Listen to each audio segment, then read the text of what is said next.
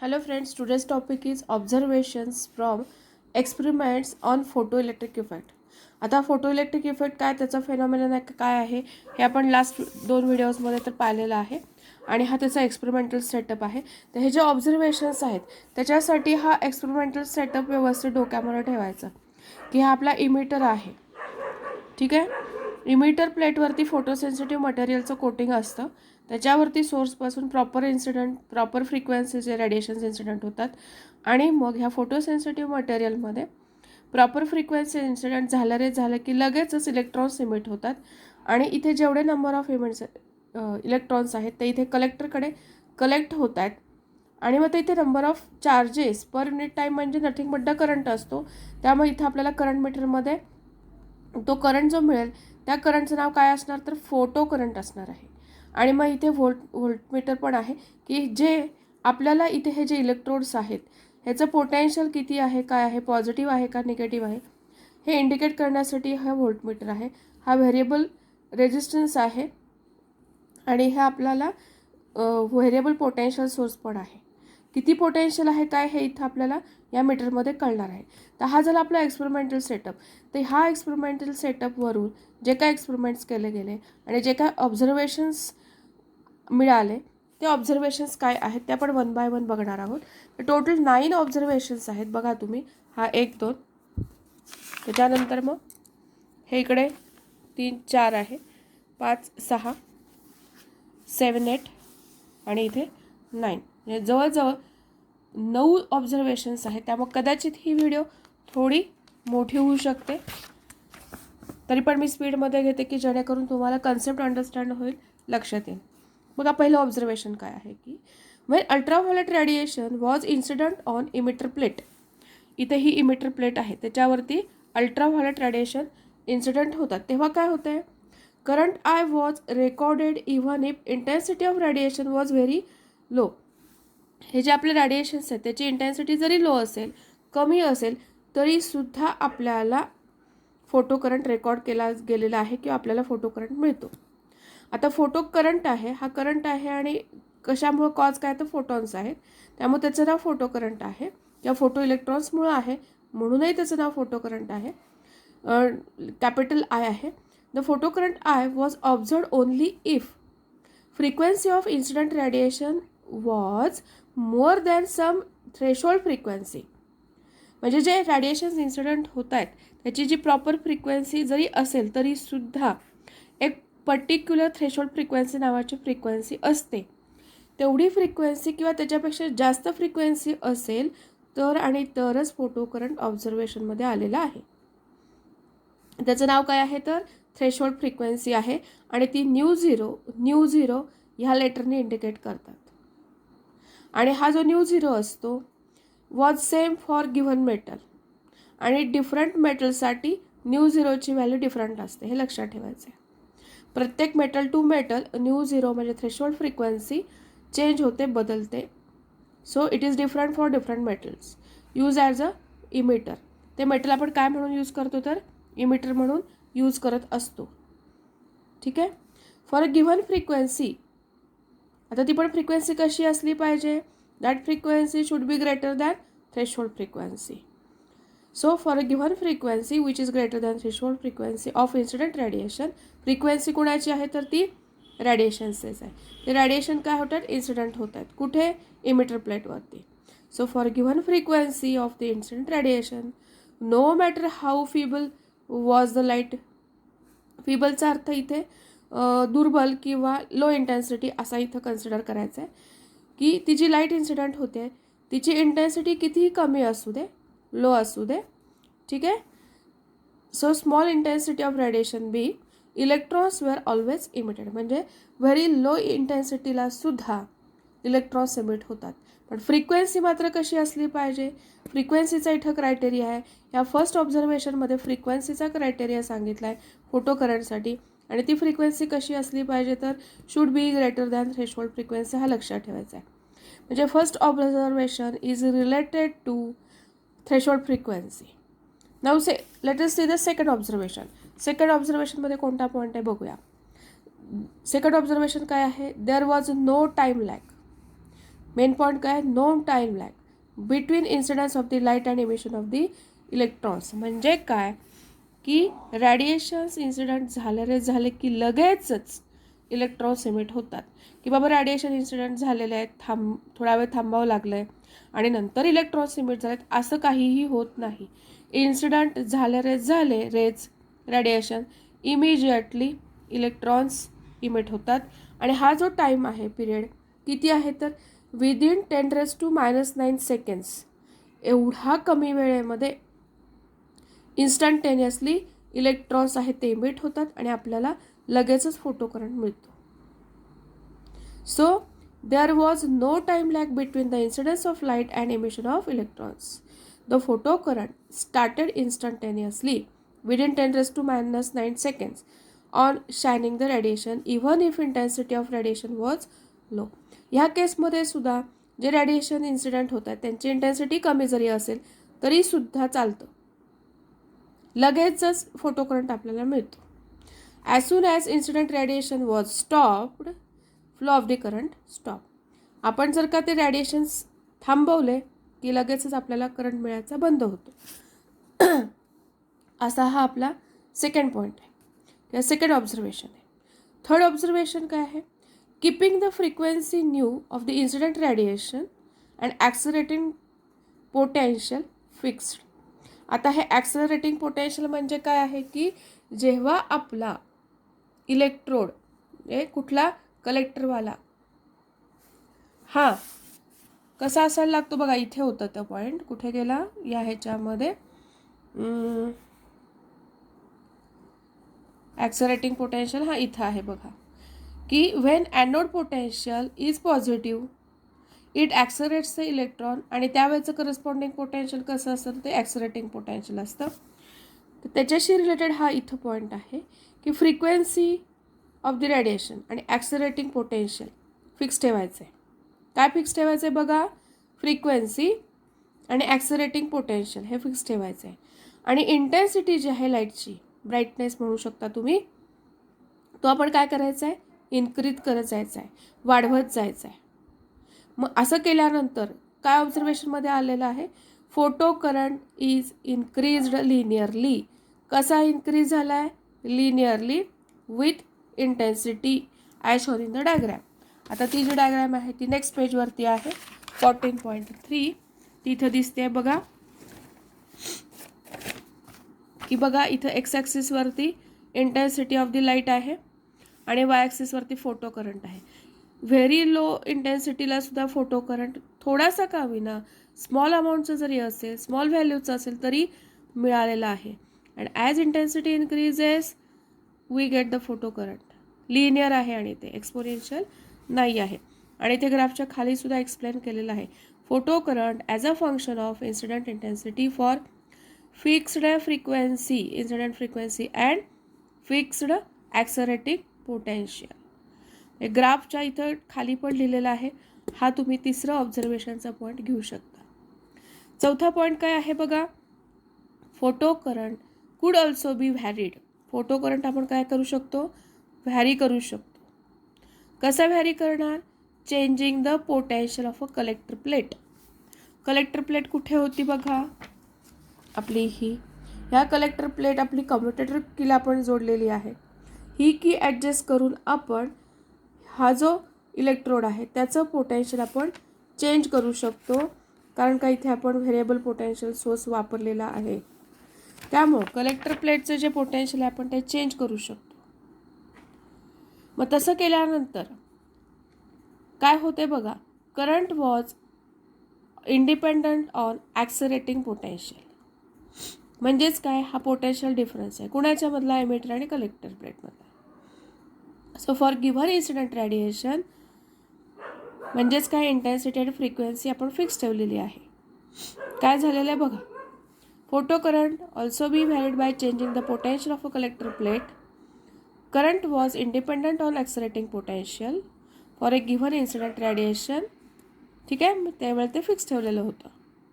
मग initially current increased with voltage but then it remained constant. This was term as saturation current. म्हणजे इथं आहे बघा ती डायग्रॅम, तो ग्राफ. की आपला जो ॲक्सलरेटिंग पोटेन्शियल म्हटलं आहे ना, म्हणजे आपला कलेक्टर प्लेट पॉझिटिव्ह पोटेन्शियल आहे, त्यामुळे फक्त हे पॉझिटिव्ह ॲक्सिसच डोक्यात घ्यायचा किंवा पॉझिटिव्ह ॲक्सिसकडेच पाहायचं. ठीक आहे. मग सुरुवातीला स्मॉल अमाऊंटनीच आपला करंट इन्क्रीज झाला आहे, नंतर मात्र तो फोटो करंट आहे तो सॅच्युरेशन झालेला आहे किंवा कॉन्स्टंट व्हॅल्यूमध्ये आहे. आता हे लो इंटेन्सिटीचा हा ग्राफ आहे. त्याच्यानंतर आपली जशी जशी इंटेन्सिटी वाढत जाते तसं हा ग्राफ आहे तो वरती शिफ्ट होत जातो, कारण जसजसं इंटेन्सिटी वाढते तसं फोटो करंट इन्क्रीज होतो हे आपण बघितलेलं आहे.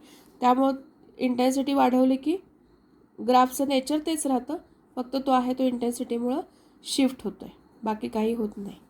हा ग्राफ आहे तो. पण हे कधी पॉझिटिव्ह पोटेन्शियल आपण देतो आहे किंवा त्याला ॲक्सलरेटिंग पोटेन्शियल हा शब्द प्रॉपर होणार आहे. त्यामुळे चौथा जो पॉईंट आहे तो रिलेटेड टू काय आहे, फोटो करंट. तो आपला व्हॅरी होऊ शकतो. कशानुसार आपण त्याचे चेंजिंग करतो की potential of the collector plate आपण चेंज केल्यानंतर. तर काय ऑब्झर्वेशनमध्ये की सुरुवातीला तो वाढला आणि नंतर मात्र कॉन्स्टंट राहिलेला आहे किंवा सॅच्युरेशन दिसते ग्राफमध्ये.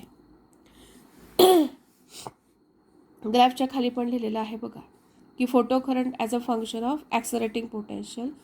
त्यावेळेला इन्सिडेंट फ्रिक्वेन्सी आणि इन्सिडेंट इंटेन्सिटीज कशा असतील तर त्या फिक्स असणार आहेत. तर हाच एवढाच पार्ट ग्राफचा विचारात घ्यायचा किंवा कन्सिडर करायचा.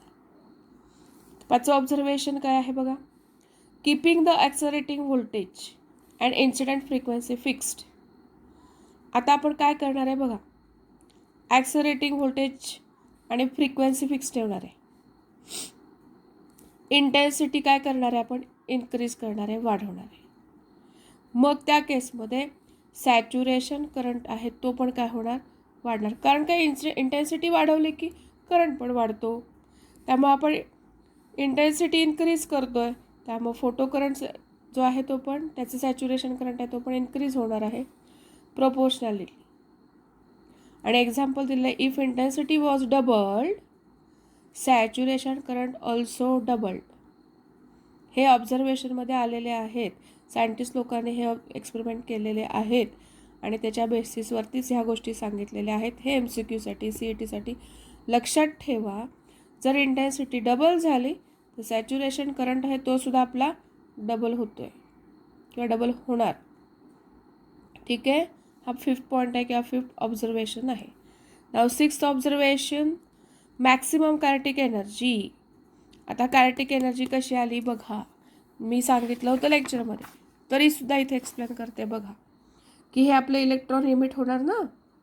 इलेक्ट्रॉनला मास असतं आणि इमिट झाल्यानंतर हे त्यांना काहीतरी व्हेलॉसिटी आली म्हणल्यानंतर त्यांना कायनेटिक एनर्जी आली.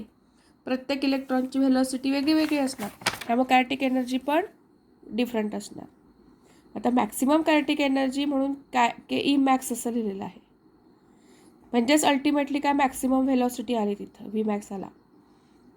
So the maximum kinetic energy of the electrons dependent on, ती कशावर डिपेंडंट आहे, potential V for given metal use for the emitter plate. Emitter प्लेटसाठी जे आपण मेटल यूज केलेलं आहे त्याला जे काय आपण पोटेन्शियल सप्लाय करतोय त्या पोटेन्शियलवरती मॅक्सिमम कायनेटिक एनर्जी डिपेंडंट आहे. ठीक आहे. So maximum kinetic energy of electrons depends on potential V for given metal use for the emitter plate and for given frequency of incident radiation.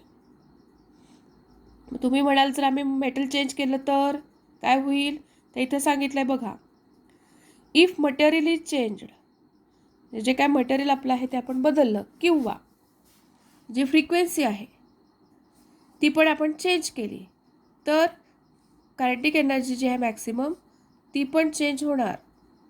हे लक्षात ठेवायचं आहे. It did not depend upon intensity of the incident radiation. Kinetic energy ही इंटेन्सिटीवरती dependent नाही.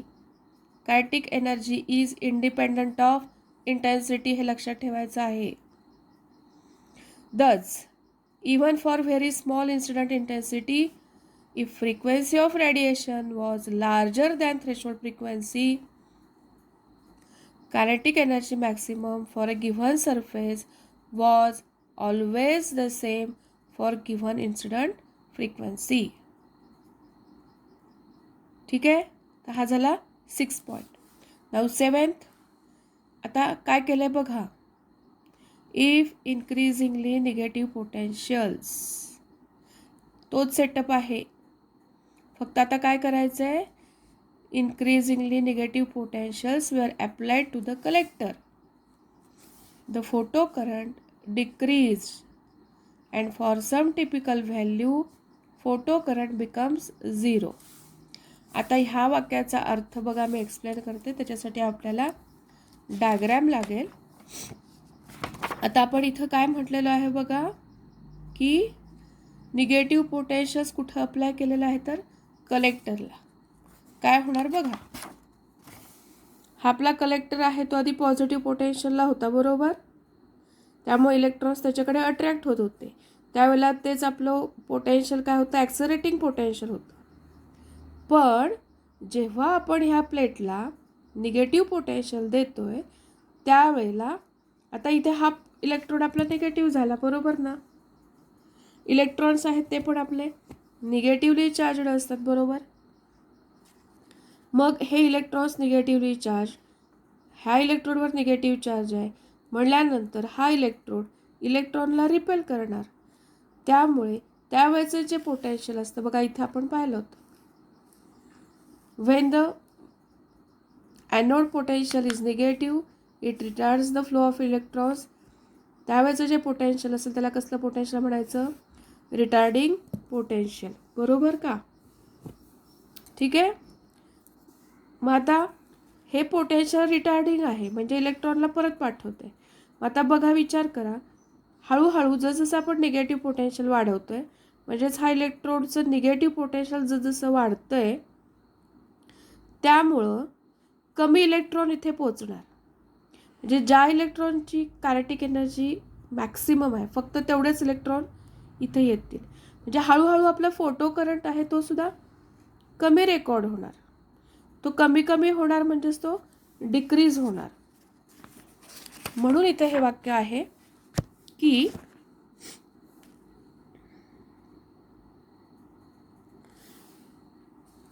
If increasingly negative potential were applied to the collector, photocurrent decreased, and for some typical value minus V0 आहे, photocurrent becomes 0. हा बघा इथे 0 झालेला आहे. हे आपलं रिटार्डिंग पोटेन्शियल हळूहळू आपण निगेटिव्हली इन्क्रीज केलेलं आहे. त्यामुळे फोटोकरंट जो आहे तो हळूहळू कमी झालेला आहे. आणि पर्टिक्युलर मायनस व्हॅल्यूला तो फोटो करंट काय झाला आहे बघा, हा फोटो करंट आहे. त्यामुळे ही व्हॅल्यू जी आहे ती कमी कमी होत गेलेली आहे. आणि पर्टिक्युलर हा आपला पोटेन्शियलचा ॲक्सिस आहे. -V ॲक्सिसला फोटो करंट काय झालेला आहे, 0 झाला आहे. इंटेन्सिटी काय पण असू दे, पण हे जे रिटार्डिंग पोटेन्शियल आहे की ज्या वेळेला फोटो करंट 0 झालेला आहे, त्यावेळेचं जे पोटेन्शियल असतं त्याला स्टॉपिंग पोटेन्शियल असंही नाव आहे. ती व्हॅल्यू सगळीकडे सेमच आहे, एकच पर्टिक्युलर व्हॅल्यू आहे मायनस. म्हणून इथं ते लिहिलेलं आहे की the photo current decrease and for some typical value minus of V0 photo current become 0. मग हे V0 जे आहे इट इज टर्म ॲज, म्हणजे त्याचं नाव काय दिलं, कट ऑफ किंवा और स्टॉपिंग पोटेन्शियल.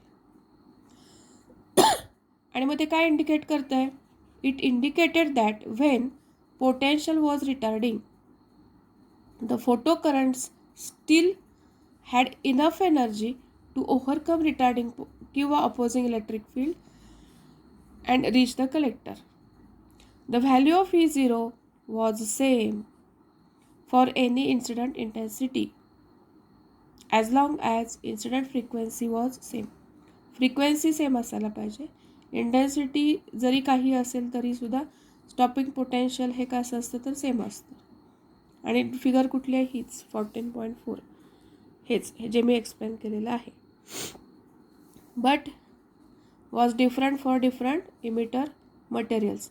जर का मटेरियल चेंज झालं तर मात्र हे स्टॉपिंग पोटेन्शियल आहे, त्याची जी व्हॅल्यू आहे ती मात्र चेंज होऊ शकते, बदलू शकते.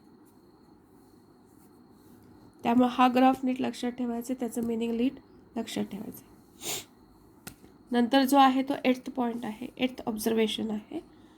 बघा काय सांगितलं आहे तिथे की फ्रिक्वेन्सी चेंज करतोय आपण. जे रॅडिएशन्स इन्सिडेंट होत आहेत, फ्रिक्वेन्सी आहे ती आपण काय करणार आहे, change. Keeping intensity and accelerating potential constant. Frequency फक्त बदलणार, चेंज करणार, त्यावेळेला इंटेन्सिटी जी आहे आणि ॲक्सलरेटिंग पोटेन्शियल आहे ते काय ठेवणार आपण, कॉन्स्टंट. फक्त फ्रिक्वेन्सी बदलतोय. मग त्यावेळेला saturation current remained same, but बघा इथे सॅच्युरेशन करंट तोच राहिला आहे, फ्रिक्वेन्सी इथं बदलली आहे. V3 फ्रिक्वेन्सी सगळ्यात जास्त आहे, V नाही आहे, N3 फ्रिक्वेन्सी सगळ्यात जास्त आहे, N1 आहे ती सगळ्यात कमी आहे. फ्रिक्वेन्सी इन्क्रीज होत गेली आहे पण सॅच्युरेशन करंट सेम आहे, पण स्टॉपिंग पोटेन्शियल आहे ते मात्र बदललं आहे. फ्रिक्वेन्सी इन्क्रीज होते आहे, त्यानुसार स्टॉपिंग पोटेन्शियल पण चेंज होते. आता हे जो ऑब्झर्वेशन आहे ते ऑब्झर्वेशन इथं ग्राफमध्ये आहे. So this observation is depicted in this figure. आणि त्या डायग्रामच्या खाली पण सांगितले photo current as a function of Y ॲक्सिसवरती आपलं फोटो करंट आहे. तो कशाचं फंक्शन आहे तर ॲक्सलरेटिंग पोटेन्शियल है ना, for fixed incident intensity fix आहे, बट डिफरंट फ्रिक्वेन्सीज इथे वेगवेगळ्या आहेत. For the same emitter material change करणार नाही आपण. म्हणजेच इथं काय करणार की हा जो सोर्स असतो ना त्याची जी फ्रिक्वेन्सी असते ती आपण चेंज करू शकतो. त्याच्यासाठी आपल्याला काहीतरी प्रोव्हिजन असते, काहीतरी आपल्याला सोय असते, त्याच्या सहाय्याने आपण ह्या सोर्सची फ्रिक्वेन्सी बदलू शकतो. हा इमिटरचं मटेरियल आपण तेच ठेवायचं आहे, इंटेन्सिटी पण तीच ठेवायची, फक्त फ्रिक्वेन्सी बदलायची आणि मग ऑब्झर्वेशन घ्यायचे आणि ग्राफ प्लॉट करायचा. तर त्याचं नेचर असं येतं. सो असा हा आपला काय कितवा होता तर 8वा ऑब्झर्वेशन, 8th ऑब्झर्वेशन आहे. आणि हा त्याचा ग्राफ महत्त्वाचे आहेत, ग्राफ इम्पॉर्टंट आहेत, त्यामुळे हे समजून घ्यायचं आहे आणि हे लक्षात ठेवायचं आहे. And the last but not the least observation is 9th one. बघा, the photo current and hence number of electrons depend on intensity. This is the main concept of 9th observation. Photo current, आता current कशामुळे आहे तर आपले photo इलेक्ट्रॉन्समुळे आहे, त्यामुळं photo current hence number of electron कशावर डिपेंडंट आहेत, इंटेन्सिटीवरती. But it is not a dependent on frequency of radiation. कधीपर्यंत पण ते, as long as incident frequency larger than threshold frequency. ही एक कंडिशन महत्त्वाची आहे की आपली जी इन्सिडेंट फ्रिक्वेन्सी आहे that should be greater than threshold frequency μ0. आणि potential of the anode higher than that of the cathode. आपल्या ॲनोडचं पोटेन्शियल कसं असायला पाहिजे, कॅथोडच्या पोटेन्शियलपेक्षा हायर पोटेन्शियलवर असायला पाहिजे. ह्या कंडिशन्स फुलफिल असायला पाहिजेत. त्यावेळेला photo current and number of electrons depends upon intensity. ठीक आहे. आणि इथं हा जो ग्राफ आहे तो काय सांगतोय बघा, stopping potential as a function of frequency of incident radiation for emitters made up of different metals. आता हा मेटल ए आणि मेटल बी हे काय इंडिकेट करतायत, हे मेटल्स वेगवेगळे आहेत. वेगवेगळ्या मेटलसाठी थ्रेशोल्ड फ्रिक्वेन्सी वेगळी आहे आणि तोच आपण एक्स्ट्रापोलेशन केलं वाय ॲक्सिसवरती तर त्यानुसार आपल्याला त्या मेटलसाठी स्टॉपिंग पोटेन्शियलची व्हॅल्यू मिळू शकते. कारण इथं ह्या ॲक्सिसवर आता आपलं स्टॉपिंग पोटेन्शियल आहे वाय ॲक्सिसवरती. इथून हे पॉझिटिव्ह पोटेन्शियल आणि इकडे मायनस त्यामुळं डिफरंट मटेरियलसाठी थ्रेशोल्ड फ्रिक्वेन्सी ती पण डिफरंट असते आणि स्टॉपिंग पोटेन्शियल पण डिफरंट असतं, हे लक्षात ठेवायचं. Any suggestions please comment in the box. Thank you.